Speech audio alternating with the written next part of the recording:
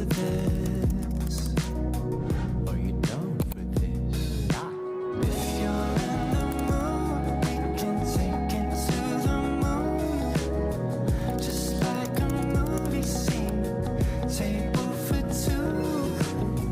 No need to be. Selamat siang anak-anak. Siap, Bu. Gimana kabarnya hari ini? Baik, Bu. Hadir semua kalau ada yang hadir? Hadir, Bu. Oke, baik. Satu orang memimpin doa ya. Silakan Anita. Baiklah, sebelum memulai pembelajaran kita, ada baiknya kita berdoa dulu nih.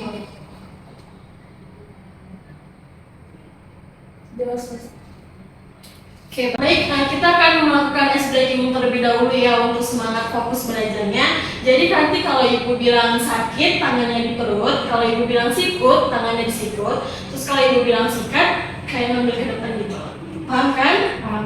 Ayo semuanya berdiri biar lebih semangat. Oke ya, fokus ya. Sakit, sikat, sikut, sakit, sikat, sakit, sikat.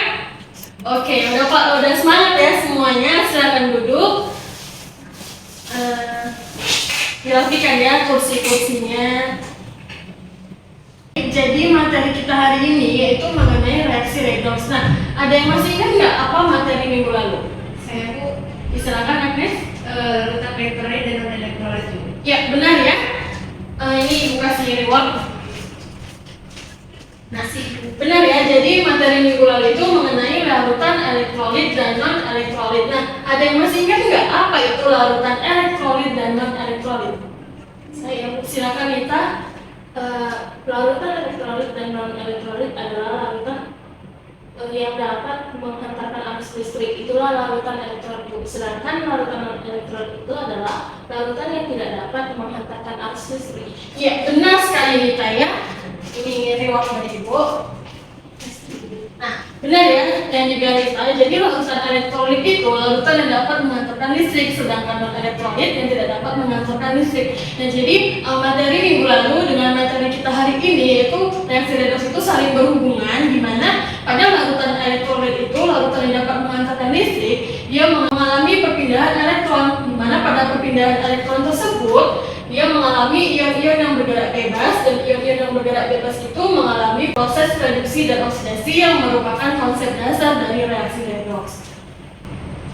Oke, baik anak-anak, jadi tujuan pembelajaran kita hari ini melalui diskusi kelompok, peserta didik mampu memahami konsep perkembangan reaksi redox serta dapat memahami penerapan reaksi reduksi, oksidasi atau redox dalam kehidupan sehari-hari dengan baik dan benar. Jadi langkah pembelajaran kita hari ini yaitu ibu akan menampilkan video, kemudian kalian akan mengerjakan LKPD yang ibu berikan, kemudian nanti ada diskusi presentasi di mana kelompok 1 nanti mempresentasikan jawaban nomor 1 dan 2, sedangkan kelompok 2 itu nanti mempresentasikan jawaban nomor 3 dan 4. Sebelumnya ibu tanya dulu ya, mengapa besi bisa berkarat? Ayo, Silakan Agnes. besi bisa berkarat itu karena ada reaksi kimia antara besi dan oksigen dan juga air. Ya, benar ya. Benar jawaban kamu, ini bukan reward. Nah, ya benar ya kata Agnes, mengapa besi bisa berkarat? Karena besi mengalami reaksi kimia antara besi, air, dan oksigen sehingga besi teroksidasi dan mengalami perkaratan pada besi. Nah, anak-anak, silakan perhatikan gambar di depan. Semuanya pernah nggak melihat besi yang berkarat? Pernah, Bu. Nah, jika semuanya pernah, menurut kalian ada nggak hubungan besi yang berkarat ini dengan reaksi redox? Ada, Bu. Silakan siapa yang tahu apa itu hubungannya? Saya, Bu. Silakan. Hubungannya karena ada perkaratan, besi teroksidasi dan oksigen tereduksi. Ya, benar ya Agnes ya. Nah, jadi karena besi yang berkarat ini merupakan reaksi redox karena besi teroksidasi dan oksigen itu tereduksi. Oke anak-anak, ibu akan menayangkan video yang untuk kalian amati videonya. Kemudian nanti ibu akan membagikan kalian KPD. Ayo semuanya diamati videonya. Besi bebas sekali berkarat dan apakah ada reaksi kimia di dalamnya? Karat yang dialami oleh logam seperti besi dan Semuanya diamati dan diperhatikan. yang disebut proses elektrokimia atau korosi yang menyebabkan kerusakan di permukaan besi. Kami Akibat dari proses ini, maka Oke, terbentuklah senyawa kimia baru yang membentuk oksida listrik atau KA. baik. Selesai nonton video, itu akan bagian RKPD yang harus kalian kerjakan ya. Bukan memberikan kalian waktu. Silakan ya dikerjakan penayangan videonya Ibu. Oke.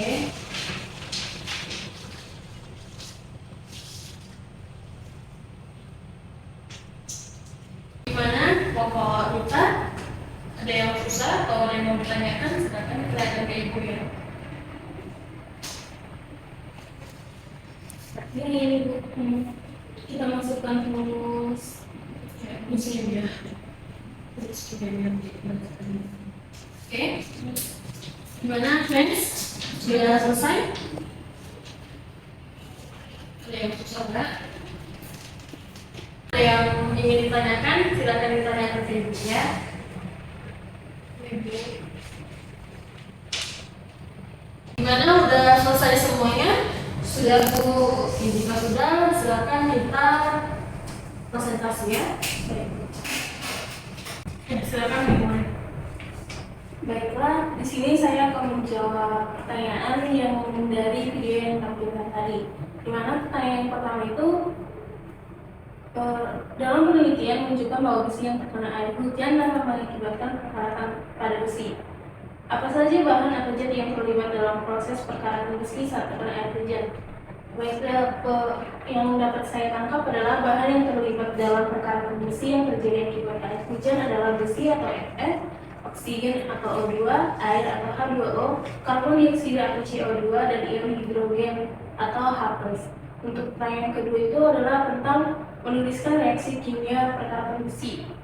Di sini yaitu 4 Fe solid ditambah dengan 3 O2 gas menghasilkan 2 Fe2O3 di mana Fe teroksidasi dan O2 terreduksi. Itulah yang dapat saya sampaikan. Oke, baik. Di mana Agnes, adakah pertanyaan? Ada Bu, saya ingin tanya, apakah besi itu berkarat bisa terjadi tanpa adanya air? Silakan Rita bisa menjawab.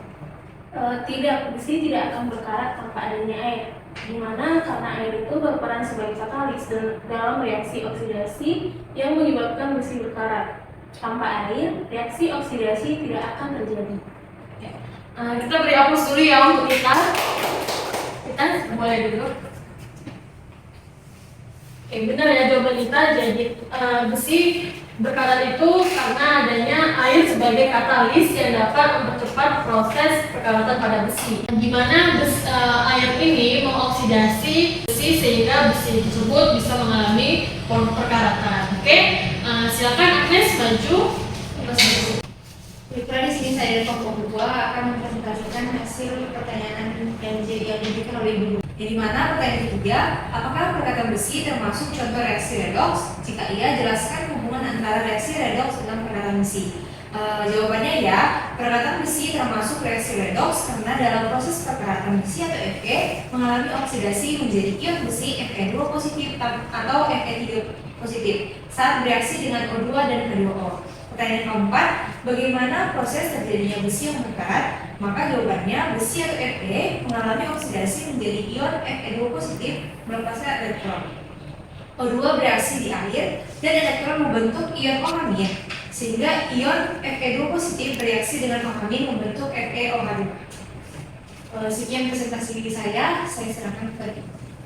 Oke, baik. Silakan Nita, apakah ada pertanyaan? Ada, silakan.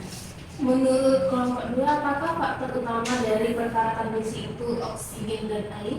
Oke, baik, sini saya akan menjawab. Ya, menurut kami faktor utama dari perkaratan besi adalah oksigen dan air. Kedua faktor ini bekerjasama dalam reaksi oksidasi yang menyebabkan besi berkarat. Oksigen menyebabkan besi teroksidasi, sedangkan air berperan sebagai katalis mempercepat reaksi oksidasi. Oke, kita beri aplaus dulu ya untuk si Agnes. Silakan duduk. Oke, baik. Benar ya kata Agnes, besi berkarat karena terdapat dua faktor, yaitu karena adanya air dan karena adanya oksigen. Air dan oksigen ini berperan penting dalam proses perkaratan besi sehingga besi itu teroksidasi dan membentuk senyawa Fe2 positif. Oke, anak-anak silakan perhatikan PPT di depan. Nah, jadi apa sih reaksi redoks itu? Nah, jadi reaksi redoks itu merupakan singkatan dari reaksi reduksi dan oksidasi, yang merupakan istilah yang menjelaskan berubahnya bilangan oksidasi dalam keadaan oksidasi atau atom dalam sebuah reaksi kimia. Reaksi redoks merupakan reaksi kimia yang melibatkan transfer elektron. Nah, adanya pengertian yaitu oksidasi adalah suatu atom atau molekul yang kehilangan atau melepaskan elektron, dan reduksi itu adalah suatu atom atau molekul yang menerima elektron. Nah, jadi ada 3 perkembangan konsep reaksi reduksi dan oksidasi, yaitu yang pertama berdasarkan pengikatan dan pelepasan oksigen. Nah, berdasarkan pengikatan dan pelepasan oksigen, di mana reduksi adalah reaksi pelepasan oksigen dari suatu senyawa. Ada contohnya itu reduksi Fe2O3 oleh CO, di mana reaksi kimianya Fe2O3 ditambah 3CO menghasilkan 2Fe ditambah 3CO2. Nah, kita tahu bahwa reduksi ini merupakan pelepasan oksigen, di mana Fe2O3 ini melepaskan CO3 ini sehingga menghasilkan 2Fe ditambah 3CO2. Oke, kemudian ada oksidasi, adalah reaksi pengikatan oksigen oleh suatu senyawa, di mana itu contohnya ada oksidasi Fe oleh O2, di mana 4Fe ditambah 3O2 menghasilkan 2FeO3. Dan kita tahu bahwa oksidasi itu merupakan pengikatan oksigen. Nah, pada contohnya ini berarti dia mengikat oksigen sehingga menghasilkan senyawa 2Fe2O3. Selanjutnya ada perkembangan yang kedua berdasarkan pengikatan dan pelepasan elektron. Contohnya, di mana reduksi ini merupakan reaksi pengikatan elektron. Contohnya itu ada Cl2 ditambah 2 elektron menghasilkan 2 Cl-. Kemudian ada Ca2 positif ditambah 2 elektron menghasilkan Ca. Nah, kita tahu bahwa di sini dia adanya pengikatan elektron sehingga dia mengikat elektron dan menghasilkan senyawa 2 Cl- dan Ca. Kemudian ada namanya oksidasi. Nah, oksidasi ini adalah reaksi pelepasan elektron, di mana contohnya ini K menguraikan K plus ditambah elektron. Kemudian ada Cu menguraikan Cu2 positif ditambah 2 elektron. Nah, kita tahu bahwa untuk membentuk unsur K dia harus melepaskan 1 elektron. Nah, untuk membentuk Cu dia dengan awalnya Cu2 positif dia harus melepaskan 2 elektron sehingga membentuk Cu. Oke, selanjutnya ada berdasarkan peningkatan dan penurunan bilangan oksidasi, di mana ada reduksi adalah reaksi yang mengalami penurunan bilangan oksidasi, sedangkan oksidasi adalah reaksi yang mengalami peningkatan bilangan oksidasi. Di mana reduktor ini merupakan zat yang mengalami oksidasi atau zat yang mereduksi zat lain. Dan ada yang namanya oksidator, yaitu zat yang mengalami reduksi atau zat yang mengoksidasi zat lain. Oke, anak-anak, apakah dari penyampaian Ibu ada yang ingin ditanyakan atau sudah paham semua? Oke, baik. Jika sudah paham semua nih, Ibu akan memberikan kuis untuk mengasah pemahaman kalian. Di sini Ibu akan memberikan 2 kuis. Nah, jadi nanti siapa yang tahu jawabannya boleh angkat tangan ya. Oke, Ibu akan memberikan kuis yang pertama itu, apa perbedaan antara reduksi dan oksidasi dan contohnya pada proses perkaratan besi? Yang tahu boleh angkat tangan. Ya, silakan kita. Perbedaan antara oksidasi dan reduksi dalam reaksi reduksi itu yaitu oksidasi itu kehilangan elektron, contohnya itu besi atau Fe teroksidasi menjadi Fe2+, sedangkan itu reduksi itu adalah menerima elektron, contohnya itu oksigen atau O2, dan oksigen ini mengalami reduksi atau reduksi menjadi O2+ dalam proses perkaratan besi. Ya, benar ya jawaban kita. Gue akan memberikan reward.